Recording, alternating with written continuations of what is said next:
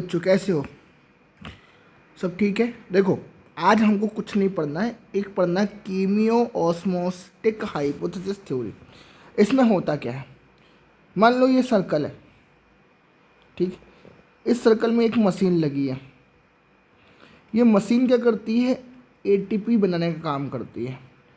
और ये इस मशीन में एटीपी तब बनेगा जब हम क्या करते हैं, इस मशीन के अंदर से हम लोग डालते हैं व्हाट, हाइड्रोजन आयन। बात समझ में आई? कोई दिक्कत नहीं। और ये अंदर वाला पूरा का पूरा हिस्सा कहलाता है ल्यूमेन। क्या कहलाता है? ल्यूमेन।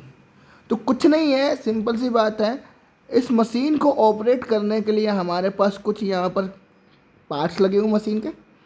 वो क्या करते हैं? इलेक्ट्रॉन को प्रवाह करते हैं, इलेक्ट्रॉन को ट्रांसपोर्ट करते हैं। उसके द्वारा कुछ हमारे पास हाइड्रोजन आयन जनरेट होते हैं जो कि सारे के सारे ल्यूमेन में जाते हैं, है ना। और ल्यूमेन में जाने के बाद वो एक मशीन जहाँ पर मेन उसकी ऑपरेटिंग मशीन होती है, जहाँ पर एटीपी का फॉर्मेशन होता है, वहाँ पर ये जाते हैं और एटीपी का फॉर्मेशन करता है। ठीक है, डन। इस पूरे कीमियो ऑस्मोटिक हाइपोथेसिस में यही है और कुछ भी नहीं है। ठीक है, चलो देखो आप। Let us now try to understand now the usually ATP is synthesized in the chloroplast. कहाँ पर synthesize होता है? क्लोरोप्लास्ट के अंदर। The chemiosmotic hypothesis has been put forward to the explain the mechanism like respiration. Respiration के जैसे हम लोग क्या करते हैं, एक्सप्लेन करते हैं। जैसे माइटोकॉन्ड्रिया में हमारे पास इनर मेम्ब्रेन, दो मेम्ब्रेन के बीच में हाइड्रोजन आयन भर रहे थे। इसमें ल्यूमेन में जाएंगे, देखो लिखा होगा इसमें, आगे चल के देखेंगे। In photosynthesis 2, the ATP synthesis is linked to develop of the proton gradient across the membrane. Proton gradient को क्या करना है? इंक्रीज करना है across the membrane, सारे membrane में। This time these are the membrane of thylakoid. ये जो membrane दिख रही है, ये membrane का नाम क्या है? thylakoid नाम है। There is the difference through here the proton accumulate towards the inside the membrane, अंदर की तरफ, बाहर नहीं, कहाँ? अंदर। अंदर की तरफ हमको क्या करना है? हाइड्रोजन आयन बढ़ाना है। इन ल्यूमेन, कहाँ पर? ये पूरा का पूरा अंदर वाला पार्ट को क्या बोलते हैं? ल्यूमेन। मैं तुमको बता चुका हूँ ऊपर की तरफ। In respiration, the proton accumulate inter membrane space of mitochondria. अगर मैं बात करूं किसकी बेटा, किसकी बात करूं मैं? माइटोकॉन्ड्रिया की। तुमने पढ़ा है माइटोकॉन्ड्रिया भी कैसा होता है? डबल मेम्ब्रेनस स्ट्रक्चर होता है, यस और नॉट। तो ये वाली जो जगह है, ये वाली, इसको बोलते हैं इंटर मेम्ब्रेन स्पेस। तो यहाँ पर हमारे पास एस पॉजिटिव आयन क्या होते हैं? ऑक्यूलेशन होता है। ठीक है, अब आगे चलते हैं। हम लोग क्या देखते हैं? Electron one moving through the electron transport chain. और जैसे इलेक्ट्रॉन ट्रांसपोर्ट चेन में जाते हैं तो हमारे पास एटीपी का क्या होता है? सिंथेसिस होता है। चलो लेट अस फिर से हम लोग पढ़ते हैं। जरा देखो क्या लिखा है। What cause the proton gradient across the membrane? क्या कॉज करता है? We need to consider again the process that take place during activation of electron. किसका एक्टिवेशन बेटा? इलेक्ट्रॉन। ध्यान रखना, तुमको बता दिया रेड लाइट जो थी, हमने पढ़ा था 700 नैनोमीटर PS1 में और 680 नैनोमीटर PS2 में। तो वहाँ से हमारा एक्टिवेशन चालू हुआ था। Transport of determine the step cause the proton gradient to develop. जरा देखो, जरा ध्यान सुनना।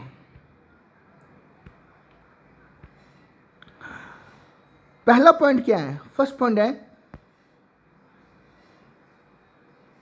हमने वहां पर क्या देखा था? PS2 देखा था, और PS2 680 नैनोमीटर का था, जहां पर वाटर का स्प्लिटिंग हो रहा था। Since splitting of water molecule takes place on the inner side of the membrane. ये देखो कहां पर टूट रहा है?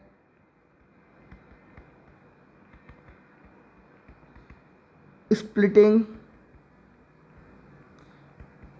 inner side of membrane. क्या टूट रहा है बेटा? H2O किस किस में?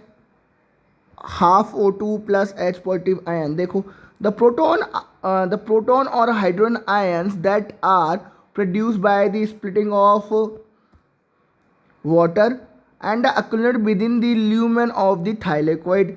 थाइलेकोइड ये मेम्ब्रेन है पूरी की पूरी, इसके ल्यूमेन में क्या हो रहा है? हमारे पास अक्यूमुलेशन हो रहा है प्रोटॉन आयन का. जैसे ही क्या होता है 618 नैनोमीटर की जो लाइट पड़ती है, यहाँ पर ध्यान रखना, बाहर की तरफ जाओगे तो H पॉजिटिव आयन लो रहते हैं और अंदर की तरफ जाओगे तो H पॉजिटिव आयन कैसे रहते हैं? हाई रहते हैं. तो कहानी ये होती है कि PS2 में जैसी रेड लाइट जो होती पड़ती है PS2 में, तो ये वाटर का स्प्लिट करती है और यहाँ से निकालती है इलेक्ट्रॉन. इलेक्ट्रॉन को हम लोग क्या करते हैं? क्यूनॉन सिस्टम में आगे भेज देते हैं. और जैसे ही इलेक्ट्रॉन इस PqH2 बनता है, ये क्या करता है? 2 इलेक्ट्रॉन को आगे ट्रांसपोर्ट करता है पर हाइड्रोजन आयन को अंदर की तरफ ट्रांसपोर्ट करता है. इसको बोलते हैं प्लास्टोक्यूनॉन, है ना. वहाँ पे भी जाओ तो क्यूनॉन सिस्टम लोग वहाँ पढ़ते हैं. देखो दूसरा पॉइंट क्या लिखा है? As electron move through the photosystem, the proton are transported across the membrane. This happens because the primary acceptor of electron is located towards the outside of the membrane. Transport its electron, not an electron carrier. Transport electron को transport करते हैं, ध्यान रखना, electron carrier को नहीं. Transport electron, not electron carrier. But H positive ion carrier, हम लोग H positive ion career को क्या करते हैं? ट्रांसफर. तो बेसिकली H पॉजिटिव आयन को हम लोग ट्रांसफर करते हैं. And this molecule removes a proton from the stroma. ध्यान रखना, स्ट्रोमा, ये बाहर वाला क्या था? स्ट्रोमा था. इससे यहाँ ध्यान रखना, जितना भी हाइड्रोजन आयन यहाँ पर होगा, इसको हम सारा का सारा अंदर क्या कर देंगे? ट्रांसपोर्ट करेंगे. Hence the transporting of an electron when the molecule passes on its electron to electron carrier on the inner side of membrane, the proton is released into the inner side of the lumen side of the membrane. Simple सी बात है. मैं तुमको बार बार बोल रहा हूँ कि अगर यहाँ से इलेक्ट्रॉन निकला तो हमारे पास इलेक्ट्रॉन एक्सेप्टर के पास जाएगा. इलेक्ट्रॉन एक्सेप्टर क्या करेगा? इसको एक्सेप्ट करके H पॉजिटिव आयन को अंदर की तरफ भेज देगा. Is it clear? डन. आगे चलें. ठीक है. द NADP रिडक्टेज एंजाइम, तुम लोग को मैंने बताया था कहाँ पर नहीं होता? PS1 में नहीं होता, PS2 में नहीं होता. PS2 के पास रिडक्टेज NADP रिडक्टेज एंजाइम नहीं होता. Is located on the stroma side of the membrane along with electron that come from the acceptor of electron of PS1. कहाँ से आएगा? PS1 नहीं, PS2 से. क्या बोला? NADP reductase enzyme is located on the stoma side of the membrane along with electron the come from the acceptor of electron of PS1. तो जो PS1 पे आ रहा है वो PS2 से आ रहा था. Proton are necessary for the reduction of NADP plus 2 NADPH as positive ion. This proton are also remove from the stroma. और जैसे क्या होता है, स्ट्रोमा से रिमूव करते तो यहाँ पर अंदर की तरफ ये क्या डालेंगे? H पॉजिटिव आयन डालेंगे. ये देखो, ये H पॉजिटिव अंदर की तरफ डाल रहे हैं. Is it clear? अब यहाँ पर जो इलेक्ट्रॉन है, ये साइटोक्रोम क्या करता है? एक्सेप्ट करता है. देन यहाँ पर प्लास्टोसाइनिन रहता है, वो भी इलेक्ट्रॉन को ट्रांसपोर्ट करके किसके पास भेज देता है बेटा? PS1 के पास भेजता है. और PS1 को जो रहता है उसको FD क्या करता है? एक्सेप्ट करता है. FD के बाद FNR एक्सेप्ट करता है और FNR क्या करता है? NADP को NADPH में कन्वर्ट कर देता है. और कन्वर्ट करेगा, ये देखो, डन. और ल्यूमेन के अंदर हाई पॉजिटिव बेसिकली ग्रेडियंट बनाना. और कराने के बाद इसको हम लोग क्या करेंगे? H पॉजिटिव आयन को हम लोग ध्यान रखना, ADP जो ATP है स्ट्रोमा में, ADP प्लस PI, ये दोनों ATP बनाएंगे और ये बेसिकली H पॉजिटिव आयन इस ATP सिंथेसिस से अंदर की तरफ से गुजरेगा. ठीक है ना? तो हाई से लो की तरफ क्या चलेगा? तुम्हारे पास ग्रेडियंट चलेगा. Hence within the chloroplast the proton is stromal decrease in number while in the lumen there is the accumulator of the proton number. This creates the proton gradient across the thylakoid membrane as well as the measurable decrease in the pH of lumen. ठीक है ना, pH of lumen. Obvious सी बात है, अगर H positive ion का amount बढ़ेगा तो H positive जैसे जैसे बढ़ेगा तो pH का अमाउंट क्या होता जाएगा, कम होता जाएगा. Is it clear? और बाहर की तरफ हमारे पास H पॉजिटिव आयन क्या है, कम है आउटसाइड स्ट्रोमा में, तो हमारे पास pH का अमाउंट क्या रहेगा, ज़्यादा रहेगा. तो स्ट्रोमा में जो pH रहेगा वो ज़्यादा रहेगा, ल्यूमेन में जो pH रहेगा वो कैसा रहेगा, कम रहेगा. ल्यूमेन में लो रहेगा और स्ट्रोमा में जो pH रहेगा वो हाई रहेगा. तो why are we so interesting in the proton gradient? These gradient is important because of the breakdown of gradient that leads to the synthesis of ATP. Yes, है ना. बेसिकली क्या होता है, ग्रेडियंट जब हाइड्रोजन आयन का अंदर बढ़ता है तो ये बाहर की तरफ मूव करता है. तो यहाँ पर बेसिकली क्या करते हैं, एडीपी से एटीपी बनता है. तो अंदर की तरफ हमारे पास क्या होता है कि H पॉजिटिव आयन का अमाउंट कम होते जाता है. Synthesis of ATP. The gradient is broken down due to the movement of proton across membrane is stromal through the membrane. अब यहाँ पर क्या करेंगे, the channel of CF0 of the ATP synthase. कौन सा CF0 चैनल जो लगा हुआ है, ये वाला.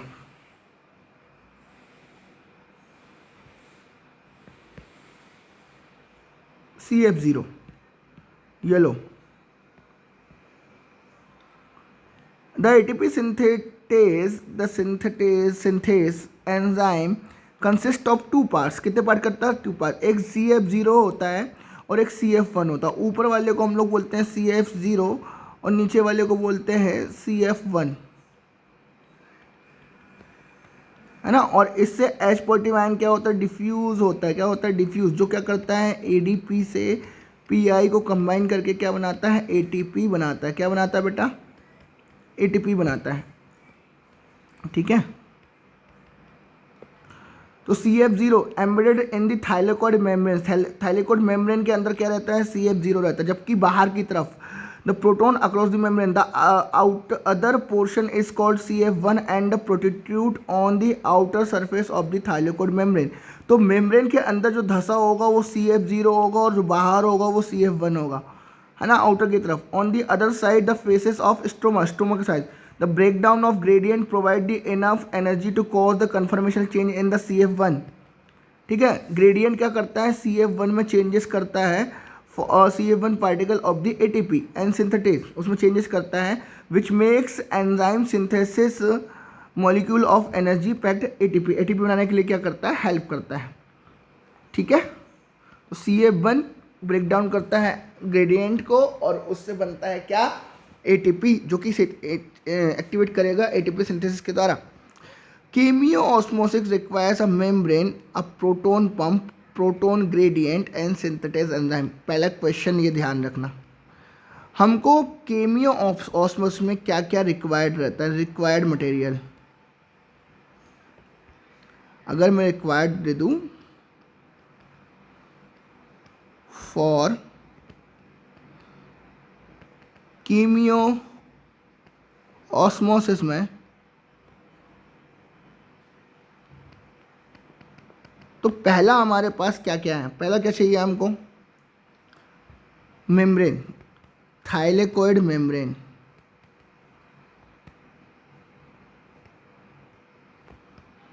दूसरा क्या चाहिए, प्रोटोन पंप चाहिए हमको. क्या चाहिए, प्रोटोन पंप. जो बेसिकली अगर प्रोटोन पंप की बात करोगे तो तुम्हारे पास CF0 CF1 की बात करते हैं. फिर प्रोटोन ग्रेडियंट क्या चाहिए हमको, प्रोटोन ग्रेडियंट चाहिए. एंड देन हमारा कुछ क्या चाहिए, ATP सिंथेसिस चाहिए. क्या चाहिए, ATP सिंथेस एंजाइम चाहिए, जो कि CF1 में होगा, आउटसाइड ऑफ स्ट्रोमा.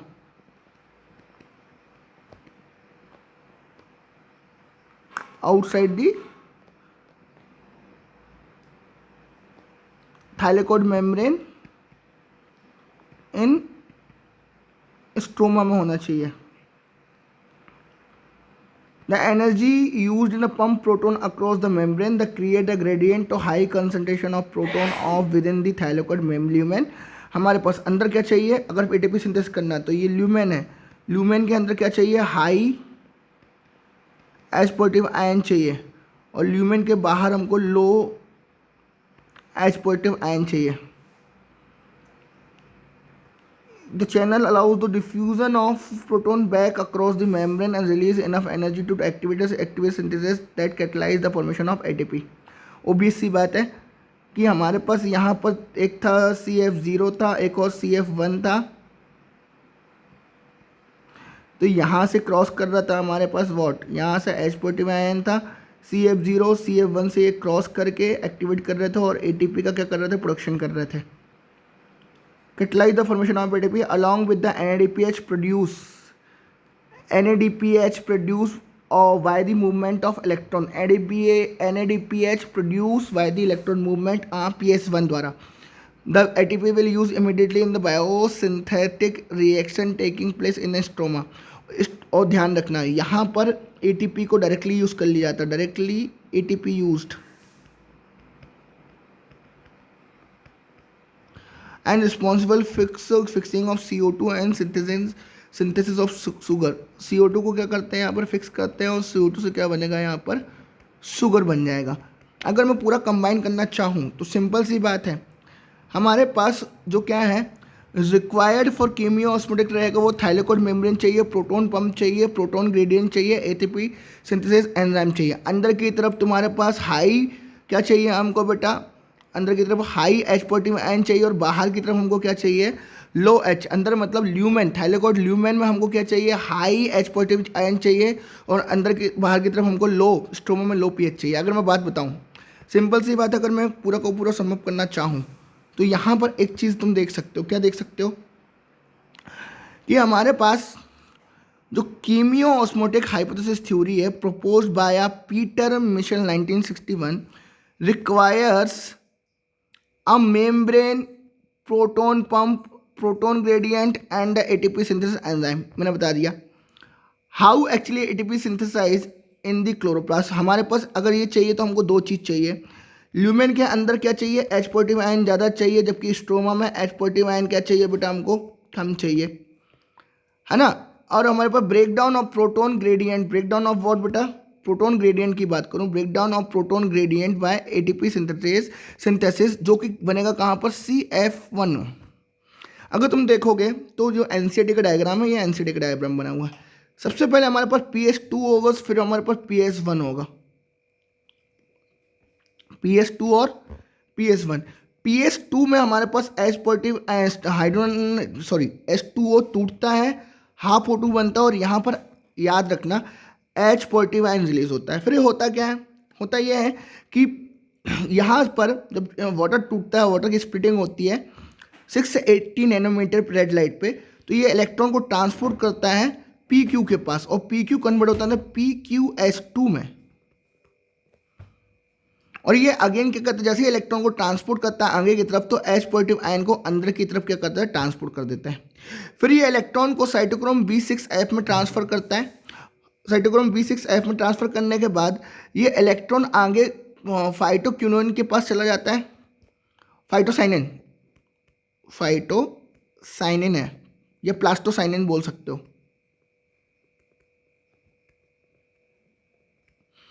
और देख क्या कहाँ पहुँच जाता है, PS1 में पहुँचता है. PS1 में FD इसको एक्सेप्ट करता है, देन FNR एक्सेप्ट करता है और FNR क्या करता है, इस 700 नैनोमीटर पे ये एक्टिवेट होता है.